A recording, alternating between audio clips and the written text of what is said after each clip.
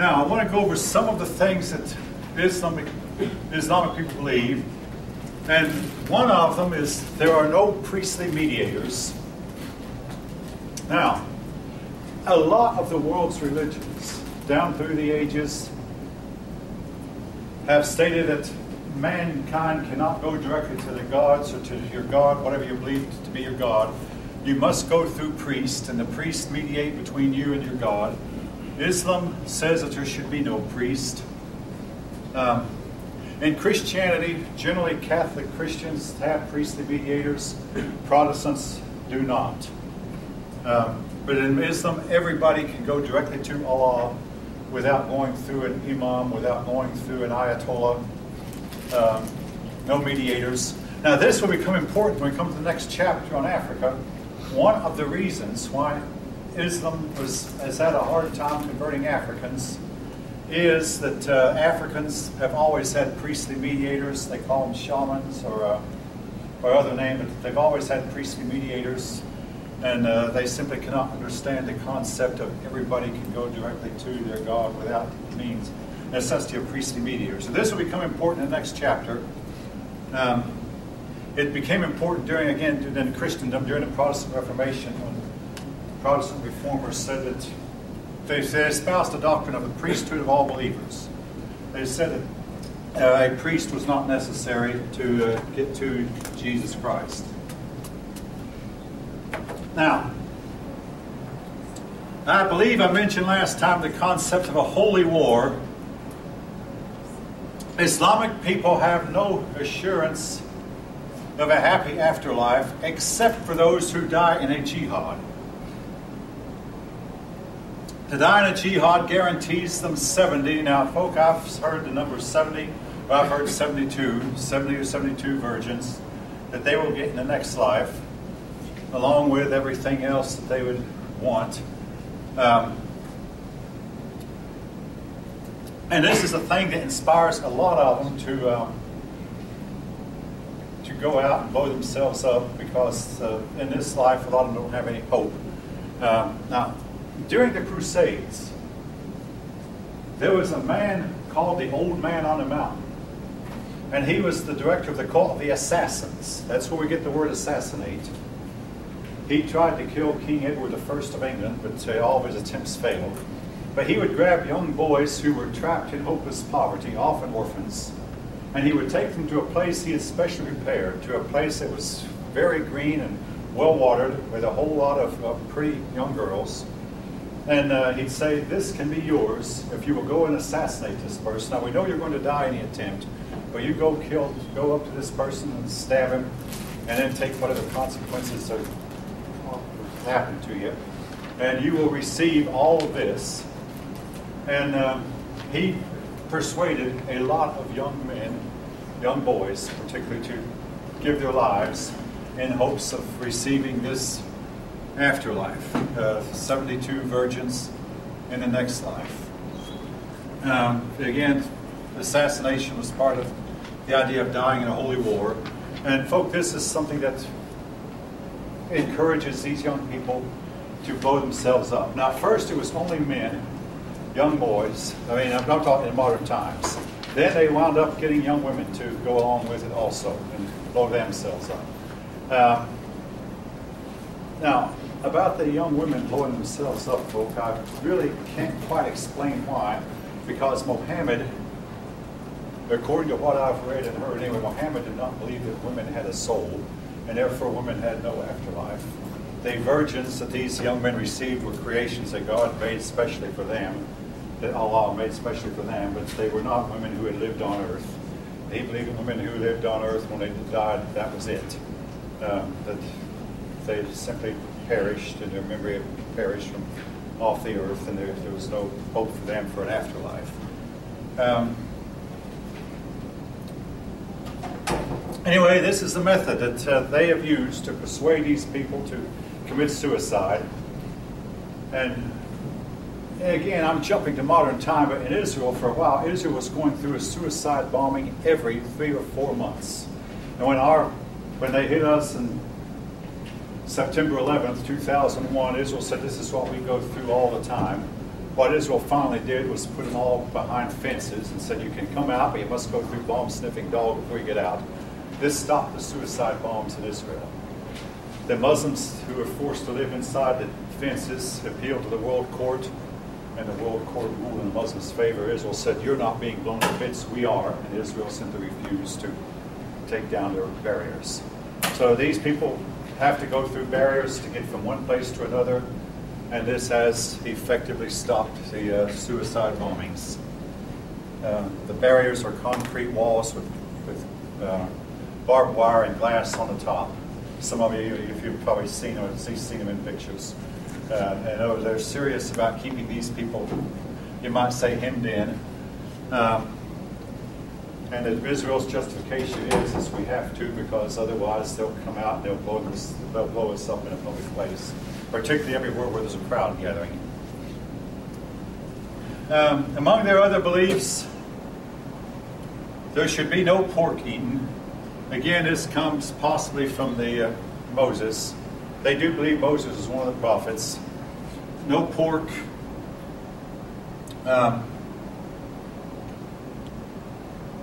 Jews and Hindus also do not eat pork. Arranged marriages. Now, I have heard that a young woman can refuse to marry the man her mother and father pick out for her. I've also heard that she cannot. It seems to vary from time to time and place to place. The prospective husband to be might, in some societies, be allowed to see the face of his new wife once the marriage is arranged. In other societies, perhaps not. Women are strongly discouraged from going out in public. Contact between the sexes is very strongly prohibited. Women are not allowed to step outside their house unless accompanied by a brother or their father or 3 or 4 relatives who are cousins. They simply are determined to keep a very tight hold on their women.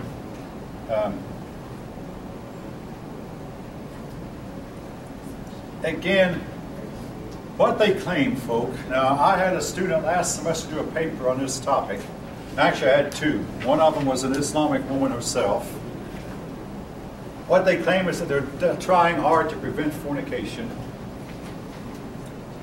But they have another problem, much more so than we have in the West, and that's rape. A very high percentage of young Muslim women get raped more than once before they eventually get married. Again, the problems they're trying to prevent, they wind up making worse.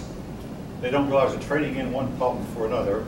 Now, I want to tell you a story about what happened among the early Christians in the 300s and 400s when a lot of men decided sex is evil, we don't want any part of it, and besides the whole world is evil, so they would go out in the desert to live alone.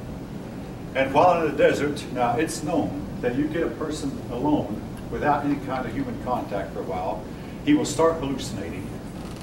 I mean, they tried training, I'm talking about 20 years, they trained astronauts and put the astronauts in a cubicle for a long time to simulate space travel. And after a while, these astronauts would start seeing monkeys or squirrels or things that simply were not there. You probably seem to have heard about it.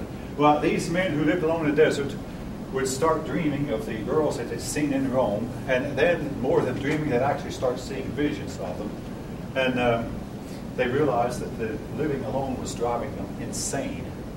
And they actually had more thoughts about sex than they would have had they been living in this big city where there were lots of women and the women ran around freely.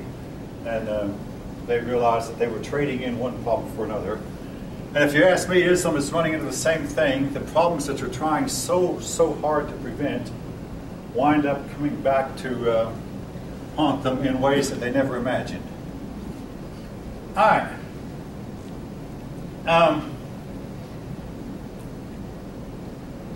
Among other things, I mentioned the men are allowed to have up to 4 wives. They don't drink. The women are only allowed to have one husband. No games of chance. No drinking, no gambling. And several other things that they're promised. Now, again, as time, eventually the no drinking led to no coffee. When coffee became a commonplace among Middle Eastern countries, they began to prohibit that also. Then when tobacco was introduced, they began to forbid tobacco. But they had a problem, though. A lot of your upper classes did not abide by some of these rules. Particularly the sultans would take as many wives as they chose. And oftentimes it was far more than 4. And also the sultans would often start drinking. And it is known that once a society has gone for hundreds of years without drinking, when one of them starts to drink, he is likely to have his body's like to have really adverse effects to alcohol. And again, not knocking any of you who might be American Indian or Far Eastern, but I was in the Army with some Far Eastern men, Oriental men, and when they drank, their results are better off if left undescribed. I mean, one of them drank one time with a man, and he came back to the barracks, and the rest of the men even had to undress him. He couldn't even undress himself. He could not even remember his locker combination. So the man had to stuff part of his uniform in their own lockers until he woke up the next morning. I mean, he just went around waving his fist at everybody, angry at the whole world. Then the next day he said, "Ugh, I may have done some myself last night, didn't I?" And apologized to a lot of the rest of us. I mean, again, some of you might know a little bit what I'm talking about. These people who have gone for maybe 1,000 years without drinking, some of them have really strong reaction to it when they start. All right.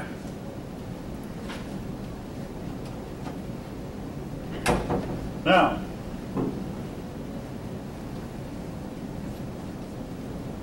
I have a book at the house that was given to me as a Christmas gift by one of my brothers-in-law, entitled Defying Hitler. And the author is Sebastian Haffner. Most of you might never have heard of him, but Sebastian Haffner came to the conclusion, after Hitler took power, that the Germans were not going to be able to solve the problem with Hitler. That Hitler was a real problem, and who was going to solve it? Outsiders. Now, I have listened to talk shows, and they say that the problem with terrorists must be solved by Islam. I really don't think so, folk. Who's going to solve it? It's going to take the whole world rising up and standing against them. It won't be solved by Islam, partly because it can't. It's the same reason that Germany could not overthrow Hitler. Hitler was finally defeated by a combination of the United States, the Soviet Union, and Great Britain, with France being involved at first. In other words, people outside Germany finally overthrew Hitler. The solution, again, the President of France has put it, it's going to take a coalition of the whole world getting together and clamping down hard on the terrorists. And at the moment, I really don't see that happening. All right, maybe pause. Any of you have any comments, questions? Again, I've hardly ever dealt with a topic that was more relevant, and to think 50 years ago a lesson on Islam would have put the class to sleep. Today, it's very important.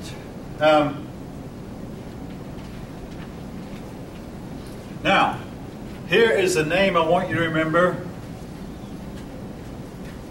The Crusades.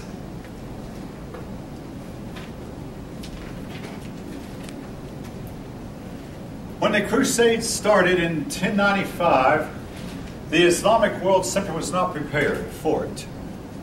It was like the Islamic world was divided and torn apart. Then all of a sudden, up comes these Europeans from over the horizon. And they came with their armored knights in armor, and they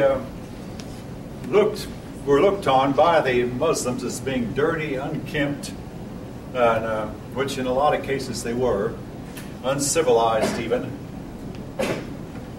But initially, the first crusade was a success. The first crusade drove the Muslims out of the Holy Land, and the Crusaders set up a kingdom called the Kingdom of Jerusalem. It lasted 100 years. Now today, there are two people in Europe who've inherited the title King of Jerusalem. One of them is the King of Spain, Juan Carlos, I believe, and I don't know who the other one is, but the title is still there of a person who might can claim it. But they set up a kingdom in Jerusalem. The first Crusaders went home victorious. But eventually the Muslim world united under a leader. Now it's not very often a leader these days. In fact, it's been hundreds of years since the leader united the Muslim world. But Saladin did. Saladin was able to get the Muslim world united, persuade them to fight, and he drove the Crusaders out of Palestine, out of Jerusalem. And after he was gone, the Crusaders were never able to retake the city of Jerusalem. Now, Saladin made news about the time you were born, and that Saddam Hussein, I'm sorry if I keep bouncing around, but I do bounce around from that time to this. Saddam Hussein claimed that he was descended from Saladin. I don't know how he could prove it. But he liked two ancient men, Nebuchadnezzar and Saladin. And both men he really liked because they had defeated the Jews. Saladin, because they had won in the land of Israel. Nebuchadnezzar had defeated the Jews and carried them into captivity. And Saladin had gone to Israel and driven out the Crusaders. So Saddam Hussein was an admirer of both men, and he claimed he was going to be the modern-day Saladin, unite the Islamic people, and he failed. In modern times, several men have tried to unite the Islamic world, including Nasser, Gamal Nasser. About the time I was a little bit younger than you. Nasser started in 1956 and finally died in 1969. But he tried to unite the Islamic world. He failed. But Saladin actually succeeded in getting Islam together for one time. It helped that they had this enemy from Europe, namely the Crusaders. But all right. By the way, in glancing at my book, I saw the word caliph. One of you told me last time it was spelled with a K. I don't doubt that's spelled with a K, but your book's spelled with a C. C-A-L-I-P-H. Again, I'm not one to knock whichever way you spell it, but the spellings of all these words have changed since I was younger. Mohammed used to be M-O, now it's M-U. Muslim used to be M-O-S-L-E-M, now it's M-U-S-L-I-M. All right.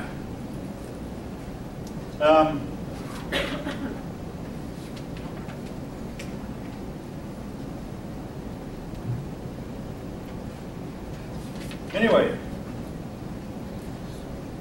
the Crusades, one big unhappy flop, one big unhappy failure, at least so it seemed.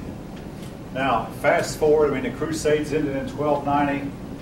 In 1307, the Black Death hit Europe, and it stopped the crusading zeal for a time.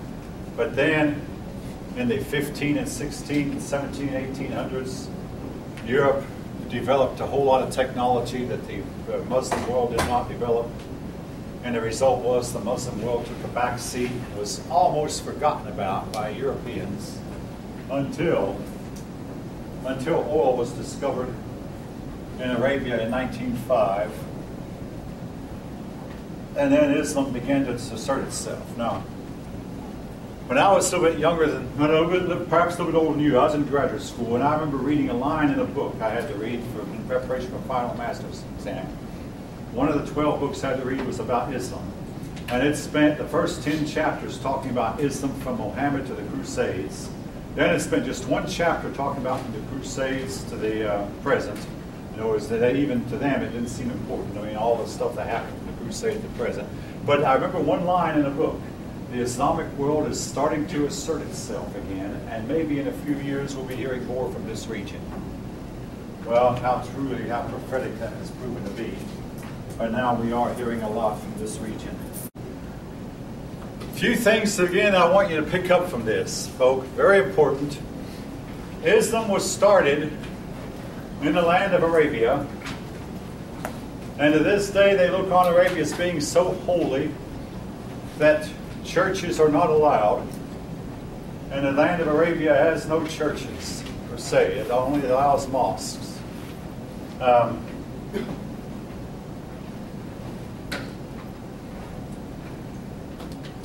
Their holy city, they have to Mecca is the chief city, but also they consider Jerusalem the holy city.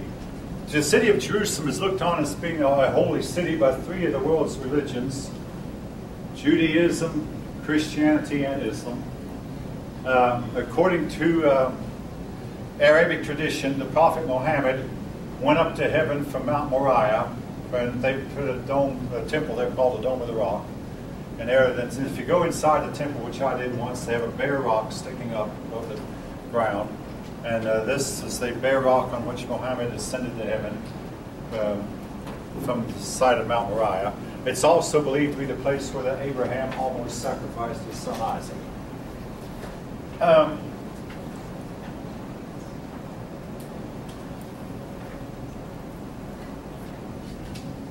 Let's see. Their religion calls for, now, again, your authors, this book was written about 3 years ago before, actually the author started writing in the 1980s. So, but this 7th edition was around 3 years ago, before the last wave of terrorists hit the world so hard, before ISIS. Al-Qaeda was around, but not ISIS. And they are trying to downplay the accusation that Islam is spread by fire and sword. Now, until a few years ago, we teachers, supposedly a college teacher can say anything he wants to, even though, believe me, you might not think so, but I try hard to be really careful what I say. But supposedly we can say what we want to, but we were given instruction to try to promote peace between the West and Islam. I haven't heard anything like that mentioned lately. And folk, it's virtually impossible. Now, I had a liberal friend at Lockheed many years ago, a female friend who was old enough to be my mother, and an older lady, and I would often talk to her because in some ways she was an intelligent woman, even though she was a liberal. But she would insist that we can negotiate a way out of any conflict. Now, all you need to do is learn how to, and when I would run into problems socially, I was still saying was that you've got to learn how to resolve your differences. All right, now, folks, if you're dealing with an enemy who says you should be destroyed and all of you drown in the sea, how do you resolve your differences with such an enemy? Meet them halfway, and I'm talking about Israel. Israel's neighbors said that they should all be drowned in the sea, every one of them executed. How do you negotiate that? Quite honestly, you don't. You can't. She would insist, we've got to learn, we can't have another war. A war will mean annihilation. Dealing with people like this, folks, we have to have a war. Because you can't make peace with them. Even if it means annihilation of the whole, it's better that we're all gone than it is that we're all under that kind of enslavement. Now, I say this somewhat tongue-in-cheek, but there are certain types of people you cannot come to any kind of an agreement with. If you're a wife with an abusive husband, the one thing you don't do is try to please that abuser. You do two things. Number one, leave the root, and number two, have the root arrested. Or if you're still single but in a relationship with an abuser, whether you're male or female, a lot of women are abusers also. If you're in a relationship with an abusive female who's critical of you, cutting you down all the time, not going to let you pursue your career goals, and I had a case like that where I had a girlfriend who was determined I was not going to go to graduate school. By the way, obviously I went. And how would I resolve my differences? Well, folks, I couldn't, because there's either two choices. Either I go or I don't go. And my liberal friend would say, you need to find a third alternative. Folk, there isn't one. In the case of the Jews living in Israel, either they live or they die. There's no third alternative. You can't come to an agreement. Now, as for this woman who told me, who didn't want me to go to graduate school, I wound up kicking her out of my life for good. It was the only solution. What would you might say, well, why couldn't you just simply give in? You don't give in to that kind of tyranny, number one. But number two, you might think, all you had to have done was just simply worked out some kind of agreement. No. If I'd have worked out an agreement, basically the only agreement I could work out with her was simply decide, I'm not going to graduate school. Then, most likely, she'd have kicked me out of her life. She would have had no respect for me. And yeah, maybe you're too young to know what I'm talking about yet. But hopefully you'll remember something of what I'm saying long enough to realize you don't give in to tyranny. You don't give in to evil.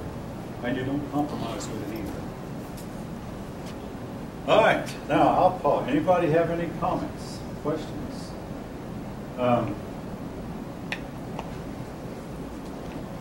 Now, I will tell you something now. I mean, I'm going to jump now to the March of 2015. The way we're fighting the war we're fighting with them now, folk, we're not going to win. Now, I had a student, it might have been in this class, but just last week, come up to me after I made a remark that the United States could be conquered.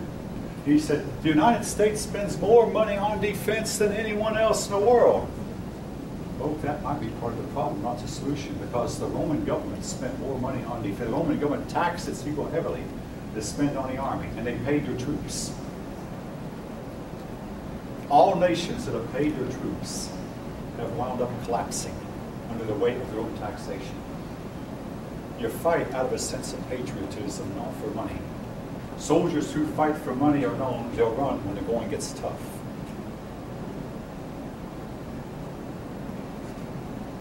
We have some serious weaknesses in this country. One of them is a law that most of you might not be aware of, sole surviving son. Now, in World War I, the Civil War, World War I, World War II, we had a law that if you were the only son left, the Army would discharge you to keep one son alive. Because in the case of the Civil War, one lady wrote to Mrs. Lincoln and said, I had 5 sons, and all 5 of them. See, they would keep communities together. So the whole community would go into battle together, and some communities got really hard hit. And one woman said, I lost all 5 of my sons in one battle. So now the Army tries to scatter its men out, and the person from Minnesota will be put in the same company with a person from Florida, and a person from Maine put in the same company with that company, rather than put communities together. But about sole surviving son, most families in America are lucky if you even have one son. Rare is a family in America, hardly, not very common, that has 2 sons or more. Of course, we have an all-volunteer army. Now, that's true. So the sole surviving son might not apply in the case of volunteers. But we do have some, but the biggest weakness we have is a phenomenon called political correctness. The idea that we can fight according to rules, and we can fight a really nice war, and we can fight a clean war.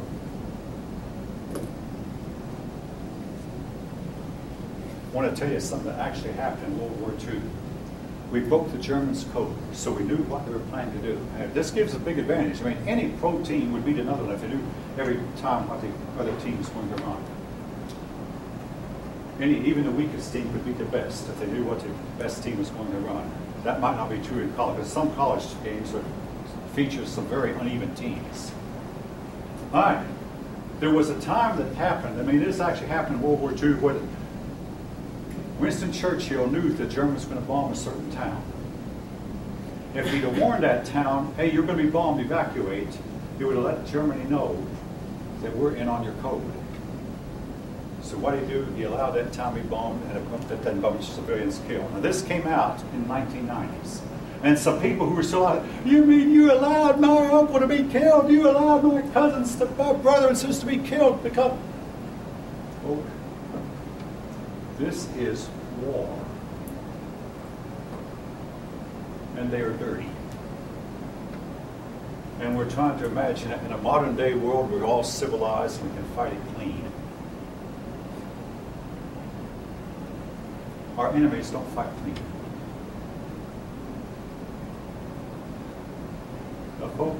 During the Civil War, the South tried to fight a clean war. The North fought dirty. If you don't like what I'm saying, maybe you can tell I don't like it either. And I wish I didn't have to say it. But this thing that's going on between Islam and everybody else is nothing less than a war. And it's going to be the most difficult war humanity has ever fought because we don't know who the bad guys are till they hit us. All right, I'll try. Anybody have any comments? I mean, our troops in Afghanistan have what's called rules of engagement. ISIS has no rules of engagement. Yes? What is rules of engagement? Where that you don't shoot at the enemy until you're really sure, until you're certain, just 100%, because you don't want to hurt innocent civilians. Now, folks, this is going to sound awful, but President Roosevelt never told his bombers, and one of my uncles was a bombardier on a B-24. Somebody might know what a B-24 is. He never told bombers, make sure you don't kill any civilians. We're only going after the fighting persons.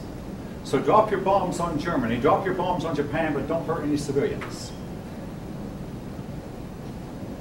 We had a different attitude about fighting in those days. We won it. With the rules of engagement that we have in place today, our armies would have been annihilated by the Germans before they could ever get time to engage. Can't see. I mean, all right, anyone else?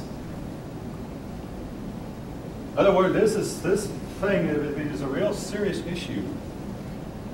And if we do wind up winning, it won't be because we're so brave and so great. The one thing that has always gone against Islam, they wind up fighting among themselves. And they destroy themselves. Yes? You said like military should be about patriotism, things like that. So do you think we should pay our troops or no? What's that? Do you think we should pay our troops or no?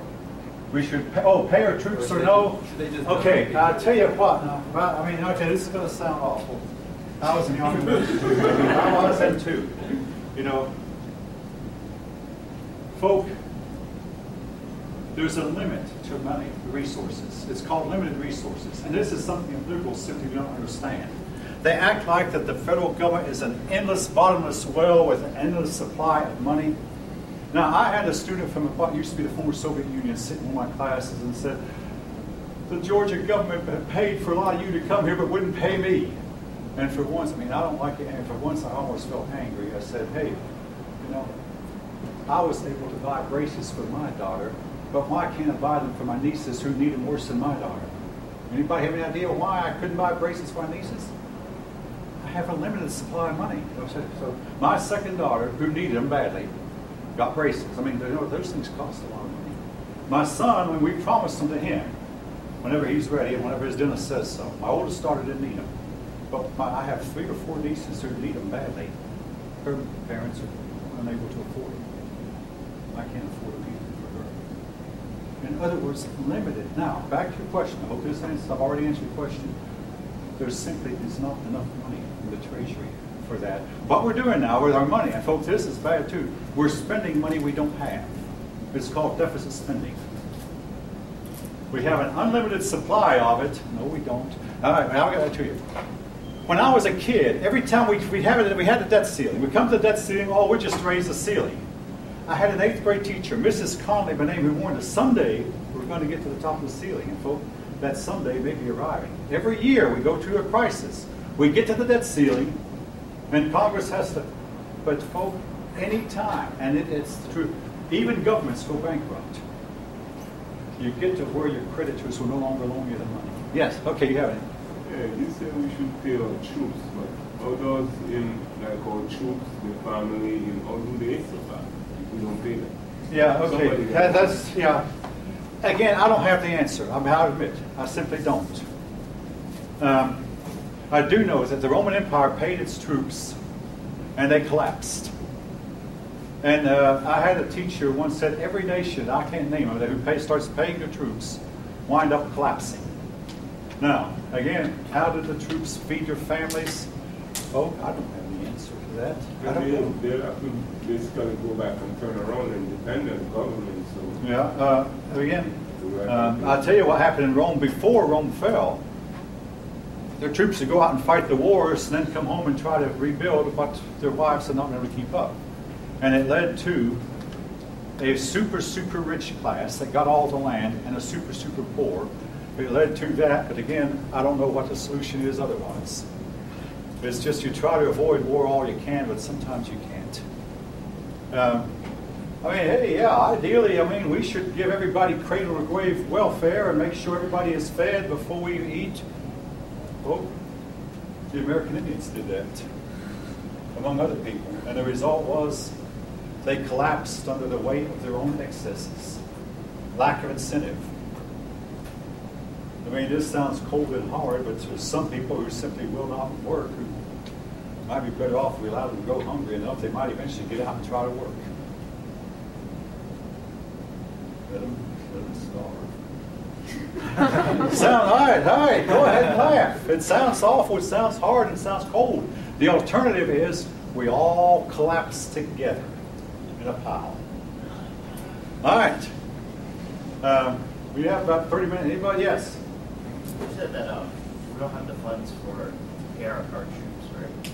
Well, how come the government outsources all our jobs to other countries while we can, I guess, hire our own people, and therefore they can spend our money back into our own system instead of like outsourcing? Because we want too much money. Those So are exactly for a lot of jobs. Wait. So I mean, I was in the Marines for 4 years, and I didn't get paid anything. I mean, the only reason I'm You didn't going get to paid school anything. is because of the jihad though. Yeah. But I mean, that's all I had. I don't have any insurance or any medical insurance. You just got that much more badass by saying he was. Again, I can't answer all your questions. I mean, you know, why we outsource? Because other countries pay their laborers less than we do, and suppose we can get the products cheaper. I mean, that's the reason we're outsourcing. We are going to find out, though, that money and wealth is in a limited supply, limited resources. And the idea is how well we use the limited resources, rather than imagine we have an unlimited amount of wealth and unlimited resources, and the government is one big bottomless endless well with an endless supply of money that we can always draw on. It will always be there. It won't. Yeah. Do you think we should shrink our government? We should what? Shrink our military? You're already free. Absolutely not. That when we're facing a war like we're facing, I mean, hey. But they're down. I know. I'm working myself into a hole. We can't shrink our military when we have enemies abroad. I mean, right now, who are our enemies? Well, number one, North Korea. Number two, much of the Middle East, ISIS particularly. Number three, Russia. And Russia's a big one. In other words, we can't shrink our military. Yes. But don't we have allies to like kind of back us up, like Great Britain and like not right now? I hate that the class is kind of laughing at you. I'll be quiet. Yeah, okay, maybe that answers your question. The laughter of some of your classmates. Here's what. We're supposed to be an ally to Israel. We're supposed to be an ally to Britain and to France. How well are these coalitions going to hold together when the chips are down? Great Britain is in deeper economic trouble than we are, and France is in deeper whole economic trouble. All of Europe, I mean, you might have heard about it. They're called the pigs sometimes, P-I-I-G-S. These nations are Portugal, Ireland, Italy, Greece, and Spain. What do you know about the economies of all five of them, folk? Any of you know anything about European economy right now? The economies of all five of them are basically at very rock bottom, and the rest of Europe is trying hard to bail them all out. Greece makes news every once in a while because of its terrible economic shape, but the United States, its debt-to-income ratio is worse than Greece's, except we're a little bit bigger, so we don't notice it yet. But European, I mean, can they help us? Well, I mean, okay, we might not should laugh, but is when the chips are down, nobody comes to the aid of the United States. The United States will come to the aid of places who are stricken by earthquakes, tsunamis, and when the United States get by an earthquake, who comes to help us? Did any country come up with something like, let's say, Katrina happened? I don't know of any. We've had earthquakes, we've had tsunami, we had hurricanes. We had a big hurricane in 2004. Yeah, but I guess we had all those countries who were allies with us technically. I guess they were our So enemies. hopefully, I'll tell you what, when World War I and World War II broke out, we were the ones that wound up going in late. I mean, all right, we promised France would help them. Well, I'm talking between the wars. France collapsed, the United States sat with its arms folded and did nothing. And folks, this is standard fundamental history. You might have heard it already. You've heard it.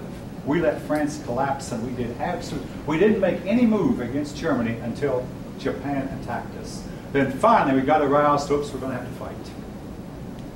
We did not help Great Britain when they went to war with Germany. We did not help France until, let's see, in the case of World War I, they'd been into war 3 years before we finally moved in the 4th year. In the case of World War II, Britain and France declared war in 1939. We finally got involved late in 1941. Late in December 1941. We finally got involved. Folks, this is fundamental history that you might have already read in your history books. The United States has a history of not helping its allies. Hey, if you think I feel highly uncomfortable saying that, I mean, folks, I really do. But it's standard history. And then who is going to help us if we wind up having to? I mean, hey, for all practical purposes, we're virtually at war with Russia right now over Ukraine. Some of you might not be aware of it. The press doesn't call it. The press puts it in a journal. If it makes news today at all, it'll be maybe page 13 or 14, pretty far back. It won't make front page news. Now, I might get out of here and all of a sudden find out that there's a bunch of shooting going on in Ukraine. But all right, okay. Any other? Okay, by way of review, then. Yeah. I wrote instruction. All right, by way of review. Who was, now this one should be an easy one for you. Who was the founder of Islam? Muhammad. Should be an easy one for you. After Muhammad died, who took his place? If you just say, tell me, you don't have to name the man, but has anybody had the idea who took his place? His uncle. His uncle. His uncle's name was Abu Bakr, by the way, but his uncle took his place. The big fight between Sunni and Shiite got started over what issue? Who was to take the lead? And it goes on to this day. The Sunnis and Shiites hate each other badly. The holy book of Islam is called the Quran. All right.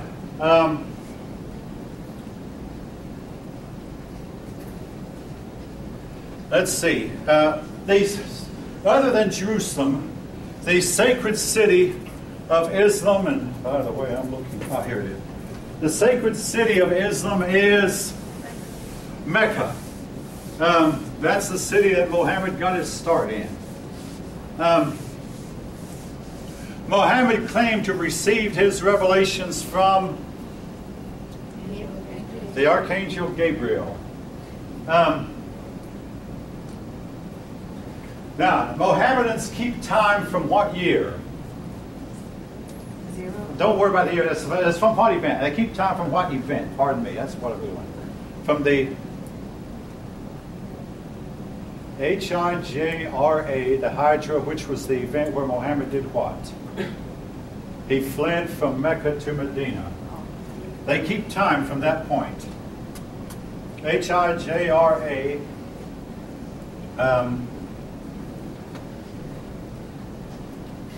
Now,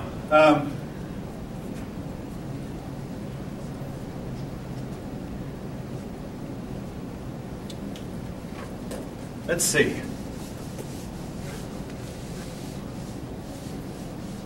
The Mohammedans call their God by what name?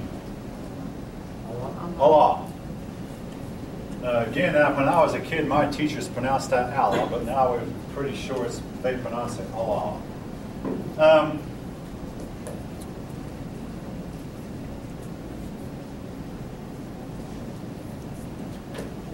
Do Muslims tend to set up businesses owning gambling casinos?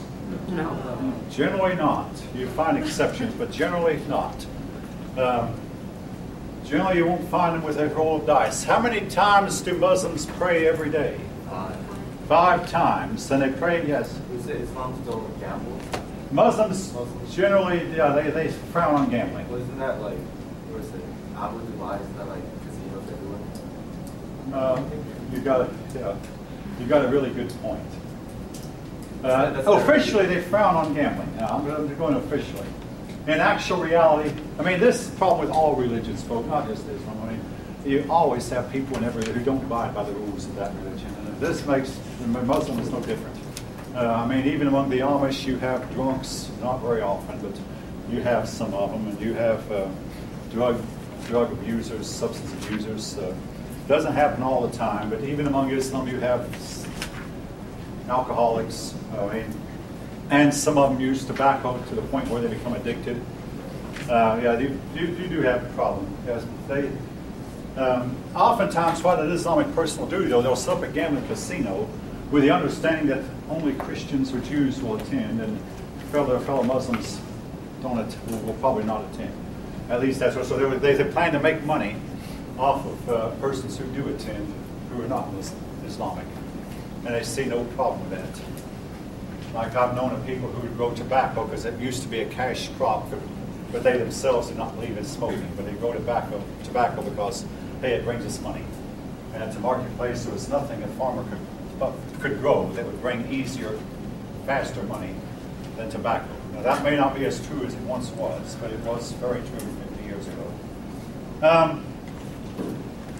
Where were the Turks originally from? The Turks. These are the people who could have destroyed Islam. They were originally from Mongolia. We call it Central Asia. And they fought the Muslims on their turn. They fought in a wide open fields like the Muslims did. Wide open plains, treeless plains. But they greatly outnumbered the Muslims, and they would have possibly stopped Islam, except that they converted to Islam themselves. The word Islam, very important, means what in English? Submission. That is why Islamic people cannot have democracy. That's why they don't have, their word means submission.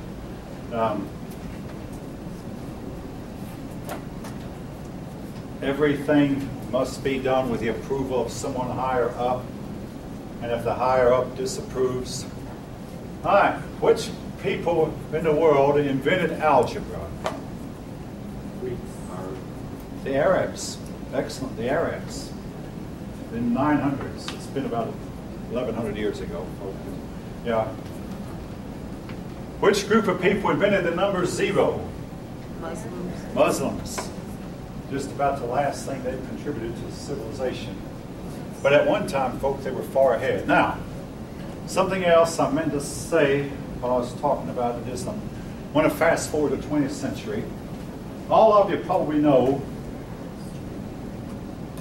that prayer in school and Bible reading is outlawed in public schools. It's been outlawed. You're slightly wrong. There are prayer rooms set up in public schools at taxpayer expense. It's not here in Georgia, but in places like New York. Now, I had a student meet my wife one time who said he wasn't sure he believed it, so he looked it up. If you look up prayer rooms, public schools, actually you won't find it there, but look up Muslim prayer rooms. A lot of our public schools have Muslim prayer rooms set up in them. And the ACLU has never, ever uttered one word of protest. Now, I said rooms plural because the Muslims, when they set up prayer rooms, they have to set up 2 of them. The men and women pray in separate rooms. But they'll set up them, and it costs, and also it costs tens of thousands of dollars of taxpayer money. They have to have special carpet, Muslim carpet. The room has to be oriented toward Mecca, and they have to have plumbing because the Muslims, before they pray, they wash their hands and their feet. So they have to have this plumbing where the Muslims can. All this at tens of thousands of dollars worth of taxpayer expense, and this goes on in places like New York State, Michigan, and California. And if you want to look into it farther, look it up. Muslim prayer rooms, public schools. I'd welcome if you did, because folk, it is there. I checked it out myself. It's on the web. And in the meantime, in the case of Christians, Christians are not even allowed to put a chapel on a public school campus, even at church expense. No church is allowed to place a chapel, Christian chapel, on a public school property. It's strictly forbidden by law. What about colleges? Colleges, now that's different. Because for one thing, you volunteer to attend in the first place, if it is understood that participation is voluntary. Colleges are allowed to have their chapels set up at, I believe, at church expense on a campus. And you have your organization, Baptist Student Union organizations that are legally permitted. But again, the membership is strictly voluntary. That's like attendance to college, it was voluntary. That is allowed in colleges. Now, I want to say this, folks, I'm old enough that I went to school when they still allowed prayer in school. And I can tell you something. The public schools worked a whole lot better then than they are working now. And I mean far out and away better then. Oh, we had our problems. I mean, those kids, we'd throw spit wads at each other. We'd sometimes run in the halls. We'd sometimes talk out of turn. Today, if any of the kids are doing that, nobody notices. The big problems of today's kids are much far worse.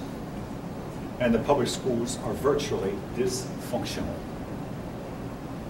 Now, for all the arguments you can make against prayer today, you can make good ones. Separation of church and state, it offends some people. You have, what if you read a Christian Bible and some people are hindered?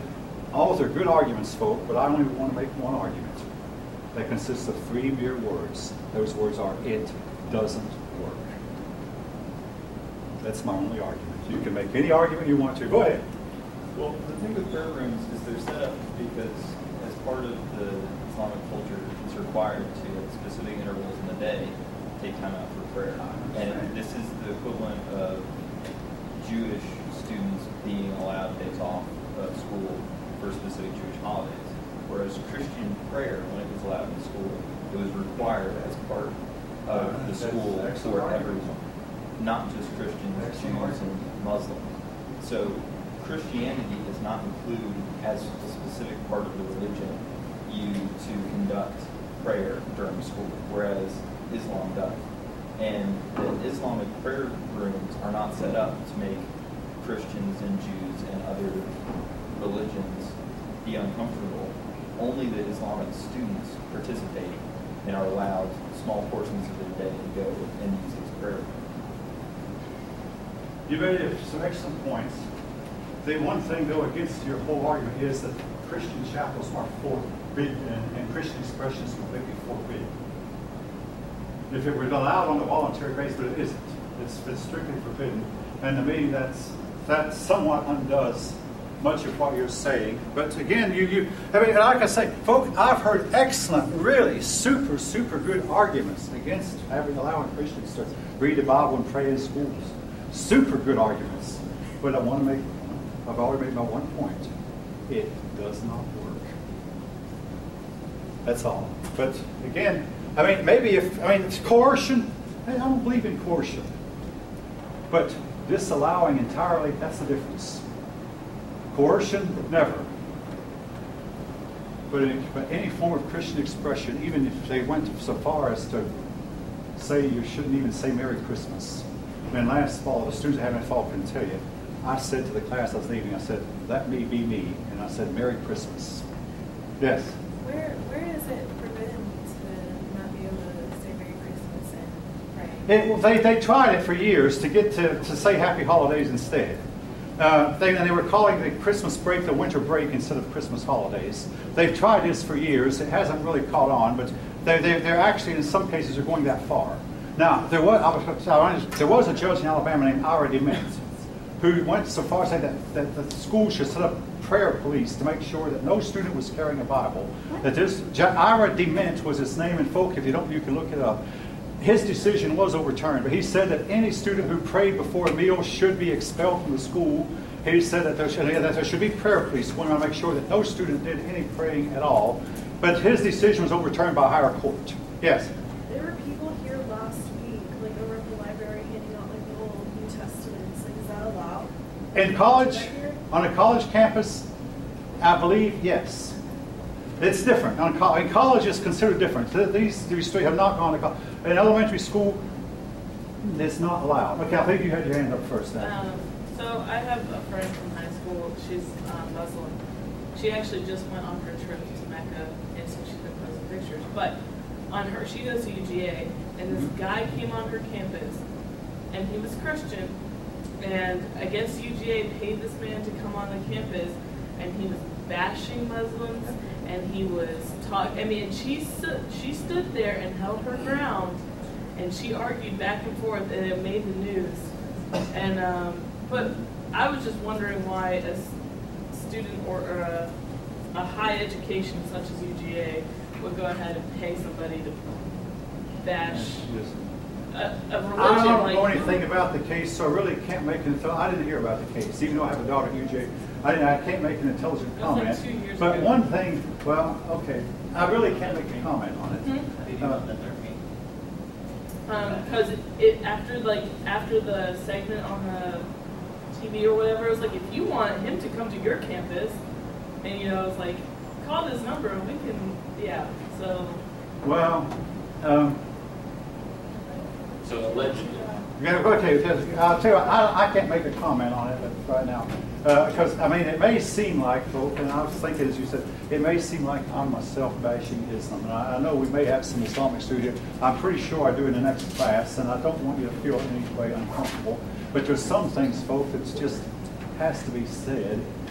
And you have to allow me to be me. That's what I told that class. Allow me to be me, and I'll try my best to allow you to be you. But then again, we can't allow them to go around and blow the people up in public places. And that's why the Israelis have gone so far as to set up fences. I mean, and both the rest of the world is going to ultimately have to do the same thing.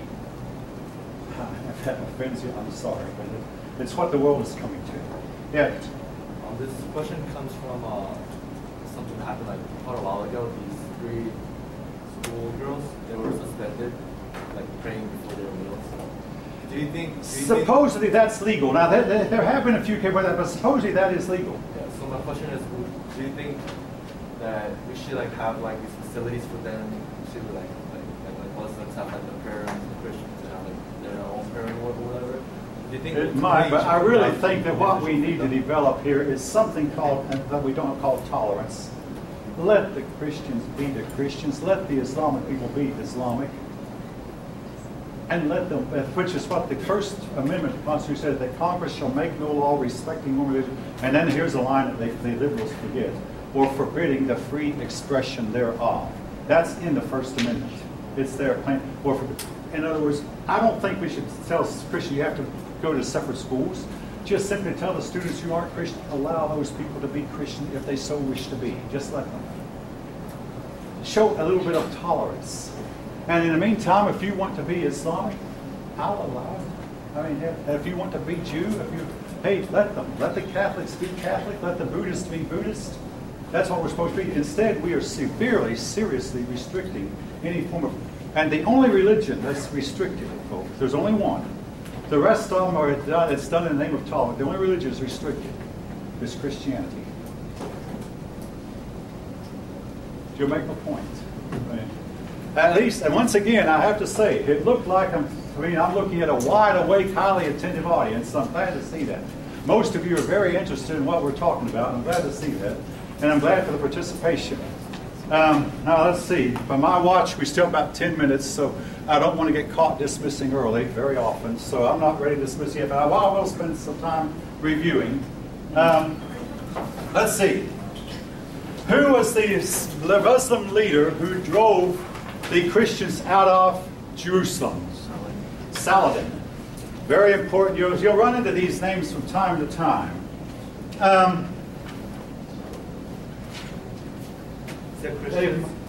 He drove the Christians out of Jerusalem. The Christians had captured Jerusalem during the First Crusade. Well, this Muslim leader then came along about 100 years later, and he drove the Christians out of Jerusalem. His name, the man I'm thinking about, is Saladin, and yes, I did mention him today. Let's see. Oh, yes. when Islam came out of Arabia, the first empire they ran into, whom they were able to defeat, was the which empire? Byzantine. They didn't defeat the Byzantine Empire for about 700 years. The first empire they encountered and won was the Persian Empire. And the reason they were able to defeat them, see, the Persian Empire had been weakened by its long, long wars with the Byzantine Empire.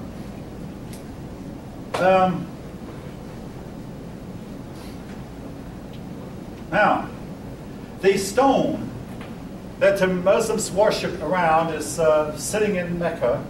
What's the name of this stone? It has a special name called the Kaaba, K-A accent A-B-A, the Kaaba.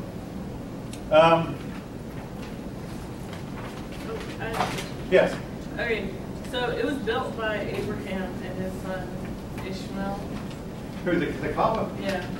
So, and then you said... I did not know that. But you said who tried to, like, he almost killed his son? Okay, Abraham almost sacrificed his son Isaac. Abraham had several sons. But, yeah. The oldest one was Ishmael. And then he had a son named Isaac. He almost sacrificed Isaac.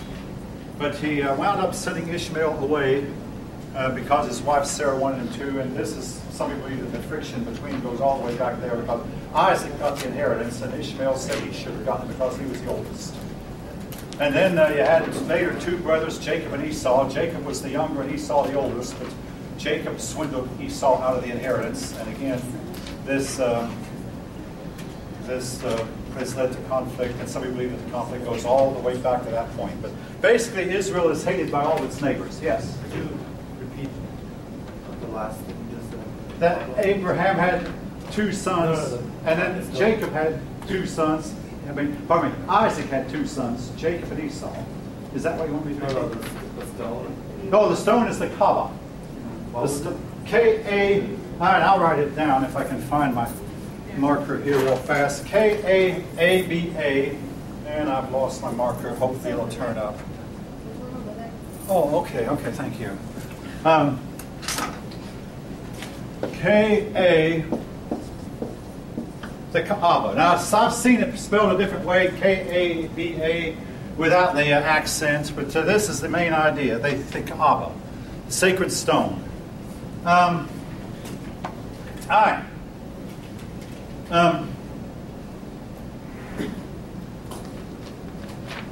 Let's see. How do you become a priest in Islamic religion? You don't. They don't allow priests. They do have the religious leaders. They call them imams, ayatollah. The word ayatollah can be translated reverend, like we call our priest a reverend or our preachers reverend. Ayatollah.